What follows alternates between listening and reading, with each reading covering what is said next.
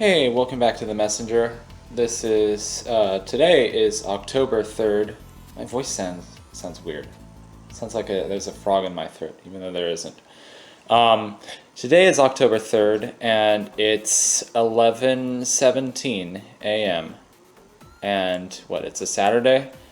So, and this is some more post-commentary stuff. Yay! So, this is the Searing Crags. Oh, and that's the hint. And I know what that hint is. So there's going to be a lot of traveling that we edit out in this video. And this video is shorter than most of these messenger videos have been. But it's actually a reasonable length for most of my videos. So because most of my videos try to be in between like 13 and 17 minutes. So yeah, this is the last power seal in the Searing Crags, and once we get this power seal, we are done with the Searing Crags. So I apologize. I know y'all probably want to hear this song for the end of time, but just go on YouTube and look up the Messenger soundtrack. Speaking of amazing soundtracks, I've been really obsessed with the Samorost 3 soundtrack lately, and yeah, I've found some YouTube videos, kind of like the making of Samorost 3. Actually, I watched this like whole talk that Jakub Dvorsky did about like kind of the making of Samorost 3 and kind of about his journey as a game developer, what games inspired him and what inspired him as a kid, and it totally made sense. It was like, you know, he was just in the woods and he would look at like mossy stumps as a kid, and that's where his games came from, and that's really cool. So there's the last power seal in the Searing Crags. These power seals, I wonder what they would taste like if they were edible. I don't know, that's just where my mind went just now. Like, would they taste like an Oreo, or would they taste like some kind of cereal? I put lots of transitions into this video, so it actually looks nice. The transitions actually look smoother than they usually do. Like this transitional area, it kind of looks like a little bit of half of the Quilshroom Marsh and half of the Searing Crags. And there's that whole like passage that goes underneath the Quilshroom Marsh and the Searing Crags, which I think is kind of interesting. But it turns out, like, I went through the whole Quilshroom Marsh, kind of most of it off screen, and then I was like, darn it, all I needed to do was go to the teleporter that goes to the Searing Crags. And here we have Pyro.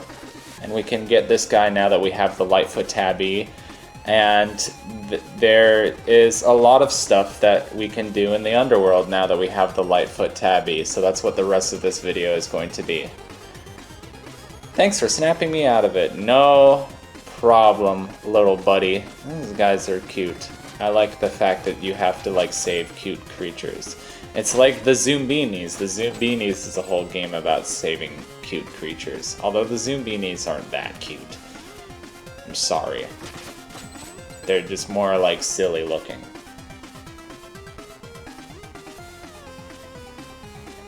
I was watching some of the second Zoombinis game where they have these characters called Boolies. They just have like big eyes and either like frowny faces or like big smiles with really creepy teeth. And they look like kind of like the Cinnamon Toast Crunch, like little rectangle people, except purple. So it's grape toast crunch. No, that sounds terrible. I don't know. Would it be terrible though? So here's a whole thing that you can go across using the Lightfoot Tabby. It looks weird because got hit right after using the map. That's cool. Dodging fireballs. That's cool. That's cool. That's cool. It looks like there's like 2 levels of lava, so I know that that's like kind of confusing. It's like which level of lava are you actually walking on? But no, you're walking on the lower one. And why that is, I don't know. Because I don't know why they have a top one then. Is it just to make it look like there's a background? Like, does it make it more like 3D looking? I don't know.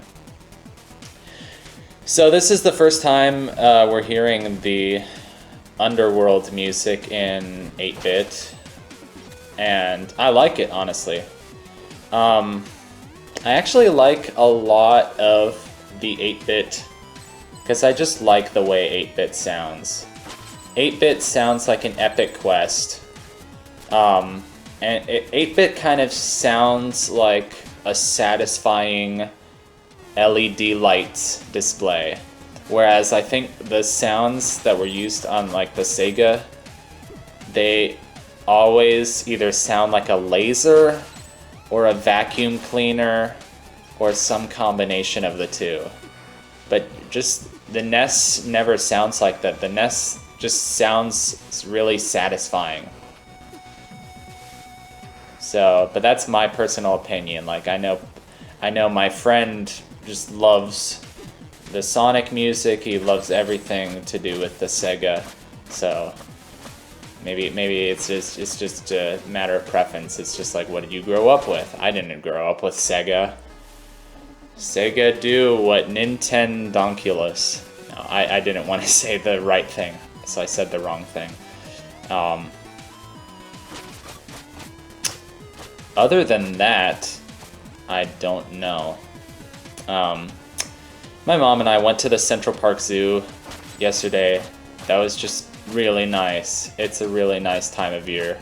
I love October. I'm gonna try to go to Central Park as much as possible in this lovely month of October.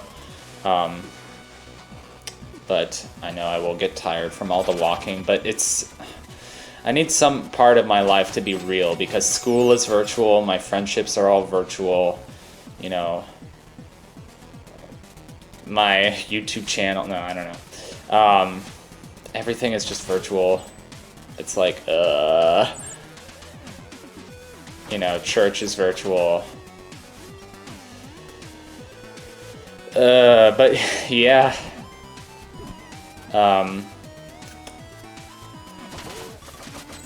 Oh my gosh, and then there's just been like the news, like, you know, all the Trump campaign people are just getting the coronavirus one after the other. And I don't know what to say about that, except, like, what will it take for you to learn your lesson? So this room should look very familiar. And I was crouching, and then I used the map, and then I was like, shoot, now I have to... Okay, so when I used the map, I was like, shoot, there's another way going off to the right. You see? It's going off to the right. So if you look carefully in this room, yes indeed, it does go off to the right. So if you walk on lava, you can go down here.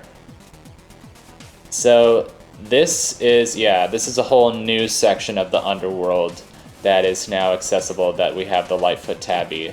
So as you might be able to guess, I love this. You see the splash? It's like, there's like the little graphics, like as if you were splash in water. You know what I'm trying to say. Oh, even if you look at his feet, it's like he's splashing up water, except it's lava. But like, it looked like an actual water splash the last time he fell into lava. It was really funny looking. It was like watercolored and everything. No, not watercolor, but the color of water. No, that doesn't make any sense. Anyway, this is some pretty frustrating stuff coming up right here. Okay, this is not so bad. Love the stained glass. Love all the statues. I was just watching a video about a game that I had never heard of called Blasphemous, and it's kind of like a Castlevania style. Well, it's like, yeah, Castlevania style, a little bit of Dark Souls style, which I'm definitely, I don't know, I don't think I'm ever going to be into the Dark Souls games. Everybody is always talking about Dark Souls. It can kind of be fatiguing for me, who much prefers to check out things that are like more on the obscure side. But I understand kind of like, I don't know. Actually, I take that back. I don't know if I understand the appeal of Dark Souls. So, in this section, I cut out every other death. So yeah, I was talking about this game called Blasphemous, and it looked really cool. Very kind of violent and surreal. But I'm really intrigued. I want to watch more of it. So, I know I sound like I'm a really kind of like happy-go-lucky kind of person, but like I enjoy a bit of darkness every once in a while, like disembodied heads or ghosts or creepy stuff, or I don't know, Twin Peaks style kind of stuff. Now Twin Peaks is strange. I don't always love the weird, violent parts of Twin Peaks. I do enjoy the ending of Season 2, though. The ending of Season 2, yeah, it ends on that big cliffhanger. That's a pretty big cliffhanger to leave a show on for 30 years. Anyway, if you see this lava is like flowing, it's like flowing lava. It's not flat lava, so you can't walk across it. It's really disappointing. This section is really hard. I died on this a lot, and I cut out like every other death so that this would be a little bit more bearable to watch. But yeah, it's just this whole kind of almost test of endurance. Like, when I was in high school and like end of middle school and all throughout high school, I had to run this thing called the pacer test, and I've never been a very athletic kid, so it was always, but like I also made huge strides when I was in high school, but it's like that test of endurance, you know, you have to run through all this crazy stuff, and there's like no checkpoints. There's one checkpoint, but it's like 3 screens of stuff, and then you just have this whole thing above the lava where you can't mess up. And then you get a music note. And it's like, wow. But it's very actually inconvenient to travel back because you're in this whole sort of area of the underworld that's set apart from the underworld, so it's actually quicker to just go back to the headquarters and then travel back to wherever. I don't know. See you in the next part. Goodbye.